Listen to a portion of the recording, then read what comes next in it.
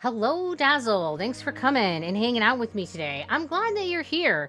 Today, I want to talk some about metaphysics. First, I gotta say that this is a huge topic. There's no good way to define what is and is not included within the realm of metaphysics. Because of that, I just want to remind everyone that this is going to be looking at just the very basic ideas, and even with keeping things down to what I personally consider their bare bones, this is a pretty large topic. Whew. So let's get into it. At its core, the study of metaphysics is the study of the nature of reality, of what exists in the world, what it's like, and how it's ordered. Metaphysics attempts to answer large questions about the nature of the world and living. It looks at things that don't change and yet are still difficult for us to really understand. It's important to note that metaphysics was born from the writings of Aristotle, and he defined metaphysics by being about being as such, or ontology, the first causes of things, or the first cause, and that which does not change, or change. But much has been added into metaphysics since Aristotle's time, including free will, personal identity, particulars and universals. Why is there something rather than nothing? And the infinity problem. These questions are explorations into ontology, first cause, and change, rather than dealing with these questions directly. But this doesn't really make anything more clear. So let's consider each of Aristotle's areas separately. Number 1, ontology. Ontology is tackling the idea of existence, as in the fact that there is something in the universe rather than nothing. But how do you define existing? This is something that we generally take for granted and don't think a lot about, but once you spend any amount of time considering the matter, it gets rather complex rather quickly. What within this reality actually exists? Is existence limited to the things that have presence within space and time? Or can things like numbers and ideas also exist? What about traits like colors and size? Are they their own thing, or are they simply part of other things? Does consciousness and thoughts exist? And what about the experiential knowledge of a thing? Because there is a difference between understanding that colors exist and seeing color. Does the act of seeing the color exist separately from the color itself? Does gravity exist? Does the wind exist? These questions demonstrate the singular question at the heart of ontology. There is much in the world that is readily agreed upon as existing, and I don't think that anyone is out there arguing that existence isn't actually a thing. But there is a great deal of things that we know to be present in the world, and yet we really can't sense them either. And how much do we need to be able to interact with a thing in order for it to be considered existing? I know that other people have thoughts and that their thoughts have a direct impact on the world, yet there is no way for me to see or interact with those thoughts.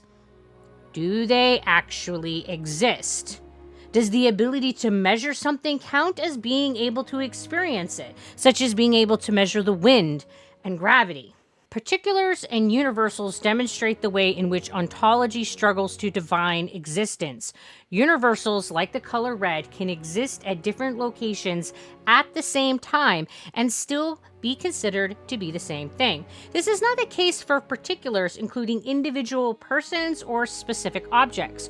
Universals are aspects of particulars, such as color, size, make, model, etc. Does the nature of smallness exist separately from a thing that is small? This is an idea that we can all summon up and understand. It is a label that we can easily understand and use. Does that mean that smallness exists? But universals are also categories of things like dogs and cats. When you see a dog or a cat, you know which group to put it into. There can be more than one dog or cat at a time. A particular is the individual dog that you have as a pet and have named Spot. But there are problems with the acceptance of Spot existing too. So let's consider a different example. If you break a leg on a chair, Is it still the same chair? What if you replace the broken leg with a new leg? Does it become a new chair, or does it continue to be the same chair? How much of that chair can be replaced before it stops being the same chair? This is the challenge with personal identity. We consider ourselves to be things with a clearly accepted existence, yet we do not remain the infant that we entered the world as. How can we grow and change and be the same thing? How much can we grow and change before we need to be considered a different individual? What if we have a joint replacement or an organ replacement? How much of our bodies can be changed or replaced before we are no longer the same individual that we were previously? Is all of this just a trick of language? After all, a rose by any other name would smell just as sweet. Dogs and cats exist. We can see them and pet them. The name that we give them is irrelevant to their existence. Many other languages have many other names for these two animals, yet in every language the same problem persists. How do we know the categories of things? In one sense, these are just arbitrary lines that we're drawing with our words, but in another very real sense, we can all easily correctly categorize the things by the very clear shared properties that they have. Does that mean that in some sense that these categories exist beyond and outside of our language? The second area, first cause. Does one event precede and cause another event? We have an intuitive sense that it does work this way. Knocking over a glass of water causes the water to spill onto the floor. Had the glass not been tipped, the water would not have been spilled. This principle of cause and effect has been well accepted and now lives as the foundation of science. But this idea creates a paradox. What was the first cause? This question clearly and quickly illustrates the infinity problem. If every event is caused by something, then the universe requires that there is always a time before. This means that time would have to stretch backward into past, into infinity. If this is true, how can there be a beginning to our universe? How could there be a first cause? And if there's no first cause, what caused the cause? How could there ever be a time that there was nothing? And this leads to the idea that the universe must have always had something, which suggests that something also exists within infinity. Because what is beyond this galaxy, and the next galaxy, and the next, and so on? The concept of infinite time and space is mind-boggling enough, but the first cause also challenges the idea of free will. How can we be considered to have free will and be making our own choices if everything within the universe functions within the realm of cause and effect? We do not choose our parents or the DNA that they give us or the way that they raise us, yet it is generally understood that these things cause us to be who we are. If our choices and actions are driven by cause and effect, we cannot have free will. If we do not have free will, how can we be accountable for the actions that we take in our lifetime? Is it just to lock someone in prison for murder if they have a mental illness or a brain injury that caused them to do it? What about if they were abused badly as a child and this led them to lack empathy, which caused them to become a violent person? Justice is the ethical, philosophical idea that people are to be treated impartially, fairly, properly, and reasonably by the law and by arbitrators of the law, that laws are to ensure that no harm befalls another, and that where harm is alleged, a remedial action is taken. Both the accuser and the accused receive a morally right consequence merited by their actions, and that definition is taken from the Legal Information Institute. Can a society have justice if there is no free will? This idea of causation also raises the question of degree. Can causation come in degrees? So put another way, can events be caused by more than one thing at the same time? Holding with the previous example, who we are would be generally considered to be multi-causal because it is dependent on our genes, our diet, events that happened in our life, how we are raised, etc. Does this idea of degree leave room for free will? If our genes give us tendencies,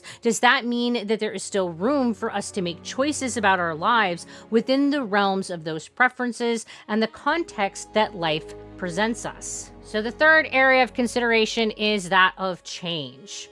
The concepts of time and space present us with the ever-present reality of change. Observation of the universe suggests that almost everything changes. There seem to be some things that don't change, and we consider these things to be constants. These include time and space as well as gravity. With the development of science, there have been more constants discovered, but largely, things change. The first question that this raises is why? What is it about the nature of the universe that necessitates that things constantly change within it? Is time actually just the measurement of change? Or asked another way, if nothing in the universe ever changed in any way, would time still exist? Could the universe be paused or stopped in the same fashion as a movie? Could there be more than one movie playing? When considering time, it is our sense of change that makes us feel that it moves in a linear fashion. We cannot change the past, which is why we think of it as being behind us and inaccessible. We can act and change things within the present moment, which makes us feel that this is the part of time that is mutable and living. We can also logically see that the actions that we take today can create change in the future. And this gives us the sense that the future can also be changed and lies ahead of us. It is this sense of change that defines the way that we think about time. So my conclusions. So there's some things that I want to make sure that you have noticed. And that is that the topics that metaphysics tackles are many of the same topics that various fields of science are also tackling. Modern society often dismisses philosophy to being something that has little or no value, but it is important to understand that thinking about thinking is also at the heart of good science. Many of the ideas within the realm of ontology are the same ideas that are tackled by scientists when they're considering the taxonomy of a species. Should a virus be considered alive?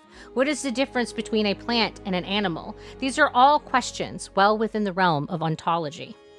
Questions of free will frequently come up in the realm of psychology and law when we consider the idea of someone's legal capacity. Does having a disease like dementia mean that a person can no longer make decisions for themselves and that we should legally allow others to make decisions on their behalf? Does having an illness that prevents someone from understanding the wrongfulness of their actions mean that they should not be held legally accountable for those actions? Questions regarding the nature of time and space are the bread and butter of physics. In fact, one can argue that the science of physics grew out of philosophical thought. Ideas of the connection between time and space and the way that they impact matter has long been a subject of philosophy and now has a science that focuses on it. With all of that said, philosophy and metaphysics in particular is just as much about exploring the world and defining truth as science is. I would argue that it is also just as valid. There are many areas that science cannot yet give us guidance, and there are many areas that I don't believe that it will ever be able to guide us. I think that one important thing that philosophy reminds us is that we can never really know. Metaphysics reminds us that in order for us to really know something to be true, we must be able to answer one of two questions. What do we know? Or how do we know it? When we know something to be true, we can use that knowledge to develop a method to determine if other things are also true. If we have a method of knowing, we can use it to determine truths. This is the foundation of science. The problem is that you could only answer these questions by having the answer to the other question. You can only know that you have a good method when you know something to be true. And you can only know something to be true if you have a good method for examining the truth. And this paradox points out that all knowledge, and thus all science, is always built upon assumptions that we must frequently return to and re-examine as we learn more things. It is this philosophical thought that has taught us this principle of truth that has made our science so strong. This is why we never claim a thing to be proven, but rather that we have a good body of evidence that a thing is true. This is why we have theories.